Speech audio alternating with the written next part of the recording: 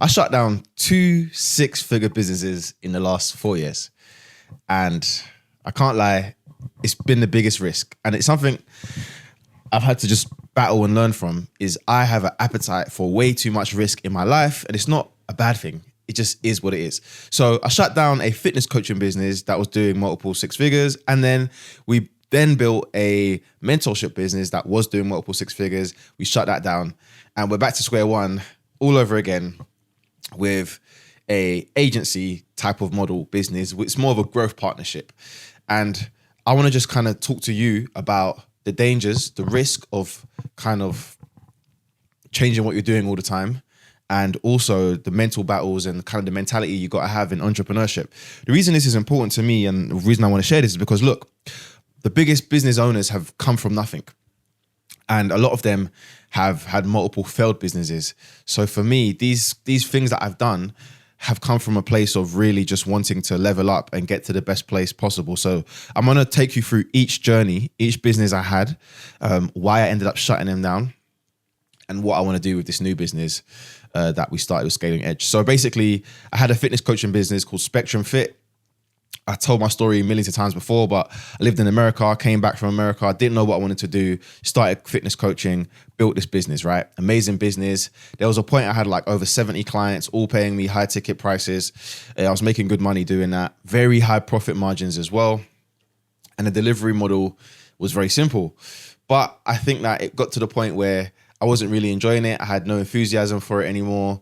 I couldn't really relate to my clients in a sense that I'd never struggled with weight loss. I'd never struggled with being out of shape. So like even just kind of talking to people about it and like the kind of mentalities I was dealing with, and that doesn't mean all of them, so I don't want to paint them all with a bad brush, but the mentalities I was dealing with was kind of hard to, I wasn't waking up like buzzing to talk to all my clients and stuff like that.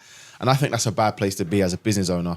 So, you know, after a while, I basically kind of just decided to myself, like, look, I'm getting people messaging me every day, like, Jive, can you help me with my content? Can you help me? What systems do you use? So I just started to think to myself, you know what, like, I've been on mentorships and I've seen bad mentorships and I know I can do a better job at a reasonable price. So why not do that? And it wasn't like money was a part of it, but it wasn't a money play. It was more of like, it was a money and a passion play at the same time, because I just didn't have like a deep desire or deep passion for what I was doing. And I was still mentoring people on the side. So I had like coaches that would come to me and then I would be like doing small mentorship for them, 1 hour sessions on Zoom, they would pay me. So I just thought, you know what, let's make a program out of this. Let's do this at scale.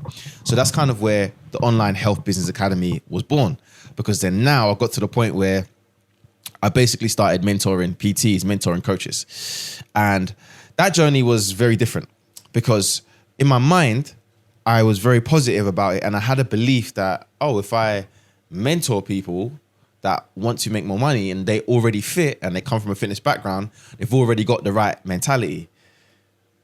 That's where I was wrong. And I was very wrong about this. I'll explain why. Basically, the biggest problem especially in England with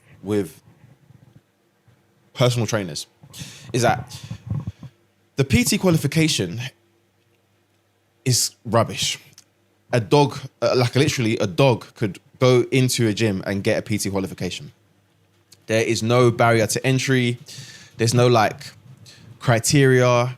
You know, there's no like level of quality that you have to be as a human being, there's no level of intelligence that you need to have to get the qualification. So what that means is, without sounding too crazy, like the quality of people you end up having as personal trainers are just very, very poor, or it's the ability is very mixed. I'm trying to trying to be nice with my language here, but the quality, let's call a spade a spade. The quality was shit.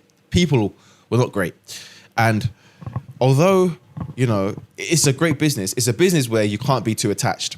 So we had a lot of clients, you know, over 50, 60 clients, but you can't be attached to it because a lot of PTs don't have a money-making mentality. They don't understand business. They know how to shout at someone and make them do burpees and make them run laps and all that stuff, but they don't know how to operate in a business way.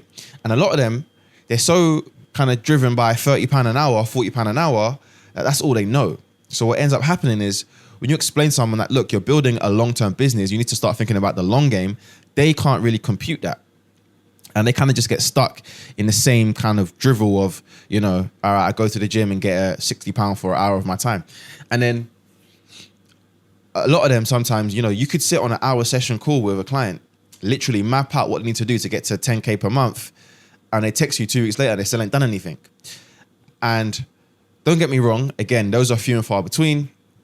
But over time, there was something that we was noticing, that there's so many mentorships in the fitness coaching game. And again, the big reason why we did it as well, and I don't like to always bring race into things, but there was no one like us doing it. But a big thing about it was that, look, it's a very saturated market, but we don't care about saturation because we're going to be different. We were different, but we handled the business incorrectly. Like, the business is great. The people that we work with is great. I love working with coaches that implement. Yeah, we helped Joel hit 20K in 90 days. We helped Stephen hit 10K months. We've helped multiple coaches get over 3 to 5K. That was our initial mission. We completed that mission. But the problem is the way we built it was wrong, because we basically built it a bit too hands-on for what it was. And because PTs don't make a lot of money, our price point that we really want to charge wouldn't work. Like, it would end up having a very crap closing rate, and then the buying cycle so long. So we're running ads, our cost per acquisition is just going through the roof. It just wasn't making sense. And I just know that with the skill set that we acquired, talking to people about doing basic stuff was also becoming a little bit of a nuisance, because it was a bit like this. It was a bit like the passion that I had for fitness was also kind of failing on this side as well, because it was like having a conversation to tell someone, look, you now need to start doing sales and just have a conversation with people, and they're scared to like just send a message, or they take 10 years to shoot an ad when they need to do it for their business. It gets a little bit tiresome having that conversation too many times. And that's the problem. We built it incorrectly because it was so hands-on that we was having those conversations. So we didn't actually build the right infrastructure and team to then be able to have it where we're less emotionally involved. And because there's two of us, we are victims of hard work. So we'll just work hard. And sometimes it's actually wrong. Sometimes you should work less and delegate more. And I think we was victims of hard work. We didn't want to just delegate everything and dilute the product. So, we got to the stage where we was doing it for a while, and we're looking at all the big hitters in our space. All the big hitters in our space, some of them do coaching, some of them do agency, some of them do nothing. I don't know what they do. They just make content.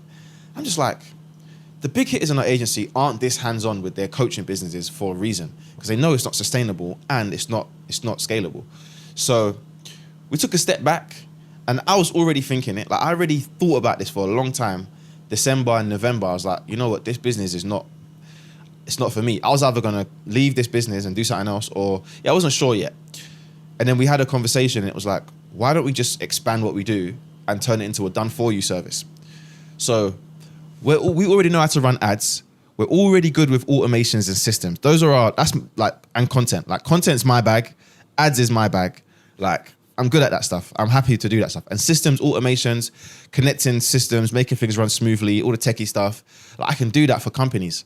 So I'm like, why are we limiting ourselves to just coaches who don't even have the financial income and the spending power to utilize our service to the fullest? We had that conversation, had a bit of a back and forth. And then the decision to build Scale and Edge was pretty much made on a whim. Mind you, OHB was already making 10, 15, 20 grand a month. So we just shut something down to build something new from scratch again. And that's the journey of it. There's a lot of emotional not emotional, but there's a lot of things that happen in between then. And mainly it's just a shift in mentality, because now this is the third business this is my third business in 5 years. And this is a business where, I'm always going to have some iteration of this, because I do understand why a lot of people move away from done-for-you services, because agency model can be tough, the margins can be low. But again, we've thought about how we want to design it. We want to be hands-off. We have a few clients, 10, 15, 20 clients, but we're charging 10 grand, 15 grand. They work with us for a certain period of time. We build their businesses, then we look to partner. With the partnership, obviously we get a split of revenue that we help them generate through their paid advertising, through their content marketing, so on and so forth. So we're thinking long-term. We're thinking about, can we build a business that's scalable? this is a lot more scalable because we scale with businesses. So that's kind of been the transition.